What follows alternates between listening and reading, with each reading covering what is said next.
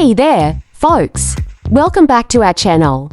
Today, we're diving into the fascinating world of UX and UI design. UX, or user experience, is all about creating a positive, enjoyable, and easy-to-use experience for the user. It's about understanding the user's needs, preferences, and behaviors, and designing products and services that cater to them. UI, or user interface, is the visual design aspect of a product.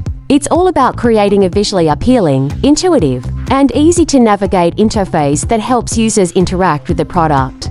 Together, UX and UI design create a seamless, enjoyable experience for users.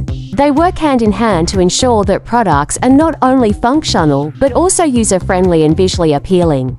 So, there you have it. A quick introduction to UX and UI design.